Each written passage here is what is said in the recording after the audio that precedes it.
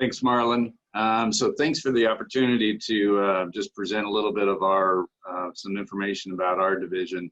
Urology, we've continued to increase our numbers over the last several years, and even during a pandemic, we've been able to keep things up.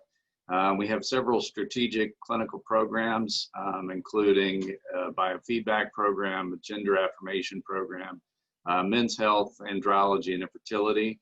And then, as we've done over the past 12 years or so, our robotics program continues to expand. Our pediatrics continues to lead with spina bifida, multidisciplinary programs, voiding dysfunction.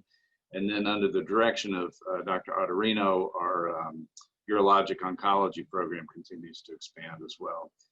We are fortunate to have been named this year as a top 50 urology program in the country by U.S. News and World Report, both in adult and pediatrics. That has set us apart in that we were the only program in the health system to have both our adult and peds program recognized. Next slide.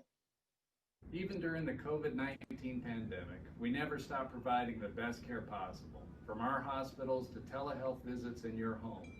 This year, over 250 robotic operations performed, majority of which are for cancer.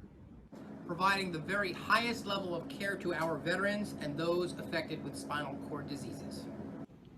Over 10,000 outpatient adult urology visits across multiple sites. Over 100 cases of life-saving ureteroperitoneal cancer operations, including coordinated care with the cardiothoracic, transplant, vascular, and plastic surgery. Right. Almost 8,000 urology visits in the community and at VCU for pediatric urology. Multidisciplinary pediatric programs across several disciplines, including spina bifida and voiding dysfunction. Multidisciplinary urologic oncology tumor board with access to multiple clinical trials for prostate, kidney, bladder, and testis cancer. Male-centered infertility care and advanced treatment for men with spinal cord injuries who want to have a child. For example, we had a 25-year-old gentleman who, after a motor vehicle accident, couldn't ejaculate. We brought him in. We're able to harvest sperm, and he now has a family. Providing the highest level of outpatient care to all patients of Virginia, regardless of their ability to pay. Establishing the only multidisciplinary transgender surgery program in the state of Virginia with over 100 reconstructive procedures performed. Thank you to everyone who enabled us to continue to be recognized as a top 50 urology program, both in adult and pediatric urology. And we hope to keep up the hard work in the next year. Thank you. So just a quick video just to show some of our people and some of our accomplishments. And one of the things that Riel was saying, it was hard to hear, but he had a patient that was a spinal cord patient that we were able to do a sperm harvest on. And he was able to go on to have children in coordination with our reproductive endocrinology and infertility service as well. So we continue to proceed with innovative programs. We're looking at expanding into other areas. We've recently established this medical student scholarship, which we've talked about before. So as the time gets long, I'll leave it there, but go ahead and introduce, I think it's Dr. Mark Levy in vascular. So I'll hand it over to Mark. Thank you.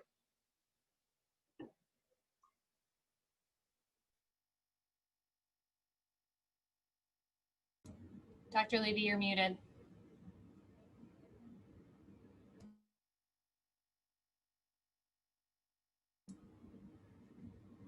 Dr. Levy, you're muted.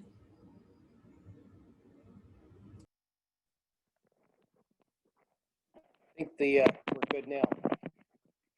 VCU's division of vascular surgery has grown nonstop over the past 7 years, from 550 annual cases to almost,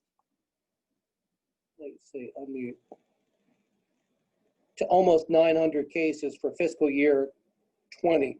We saw no drop in cases despite COVID. This is because we saw over 70 outpatients per week at now 5 different outpatient venues, including South Hill, Stony Point, and Temple Avenue. We'll continue to cast a broad net over Central Virginia, offering the greatest care to complicated vascular patients.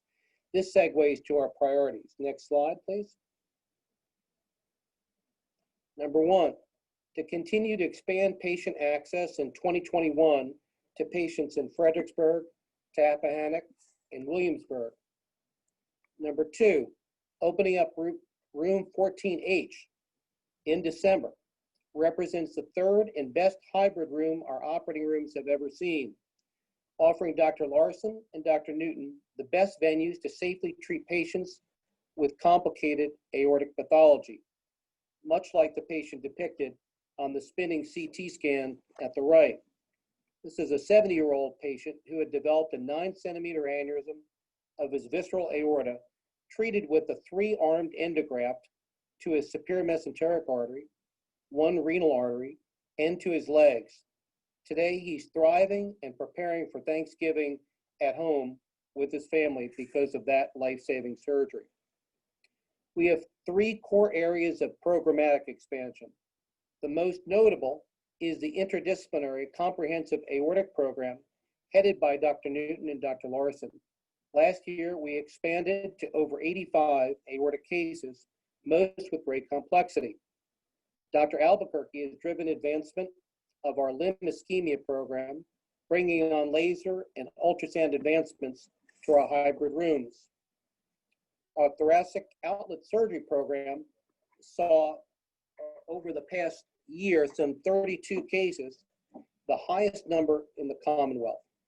Number 4, we do this while year in, year out, maintaining an observed to expected mortality rate of approximately 0.6.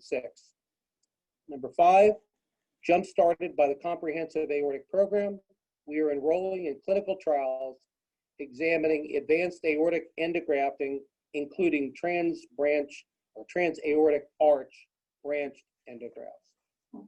And finally, number 6, while prioritizing general surgery training, the goal of an integrated vascular residency will permit medical students interested in vascular surgery to start their PGY1 training right here at VCU. I believe that's the last of the divisional updates, so I'll turn it back over to our hosts.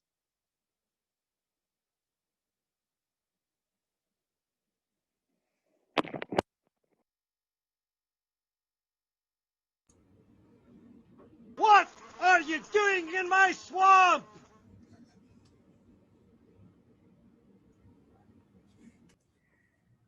Ladies and gentlemen, our swamp is crowded and we live on an island on the inside.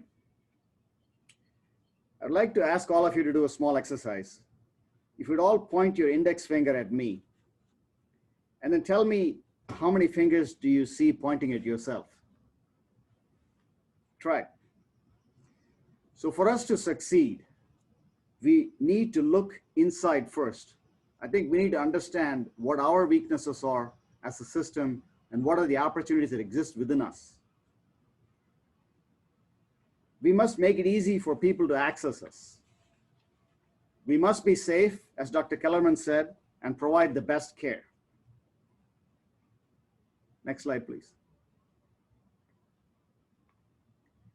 We will pay attention to the outside. And when we do that, you will see that the opportunities are endless. This is our market share, looking at our primary and secondary service areas. And the gray is opportunity. And as you can see, our opportunities are significant. Next slide, please. The dark green represents population growth. And these are areas for us to focus to grow significant market share. Red shows declining population. And within the red area is our own hospital, Community Memorial Hospital at South Hill. And these areas are those with significant healthcare disparities. And the patients and people here will require our attention and effort to improve their health. Next, please. Again, this shows a different part of it with significant opportunities for growth, both in Northern Virginia as well as to the east. Next, please.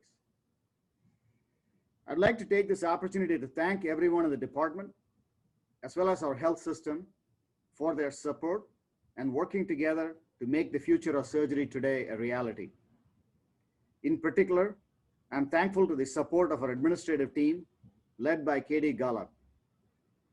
I would like a special shout out to Ms. Jessica Carey for her stewardship of our people. They do the real work behind the scenes. And I'd also like to thank Dr. Marlon Levy for his leadership as the vice chair and for his support and guidance. And also to our divisional chairs and associate chairs, without whom most of the work cannot be done. A special thank you to the clinical department chairs, who are my colleagues. We stand shoulder to shoulder together, and the department chairs are the backbone of this health system. I am grateful for the support from our dean, Dr. Peter Buckley, the president of our practice plan, Dr. Tom Yackel, Mr. Darrell Griffith, Dr. Ron Clark, Paul Weslowski, Dr. David Lanning, Melinda Hancock, and many others who work very hard to make us successful. I'd like to also thank two individuals, Tracy Fry-Longoria and Susan Tordy, who are helping us to see a world of endless possibilities. Especially, I'm grateful to Elias Nujar for his friendship and his endless enthusiasm to improve the care of children. I'm also grateful to the support for Scott Burnett for his leadership at South Hill, and we look forward to working with him in an area of significant opportunity, both to care for patients with healthcare disparities and to enhance growth. I'd like to thank, from the bottom of my heart and on behalf of all the department, all the nurses and allied health professionals who are the eyes and the ears of our teams at the bedside of our patients.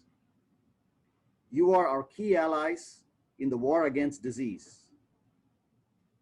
Together, we are stronger as a health system, and we will succeed in helping all those in need.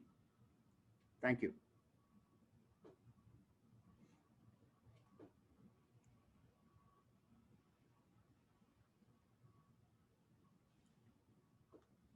We may have a few minutes for any questions or comments on the chat box or before we all run back to the ORs.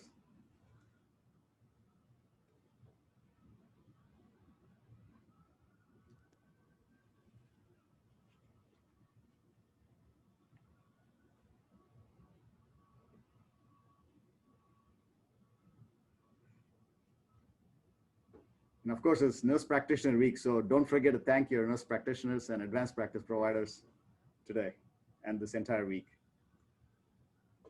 Thank you again. We look forward to working with you. And it's going to be a challenging year, but we look forward to the challenges and the opportunities to grow. Best wishes.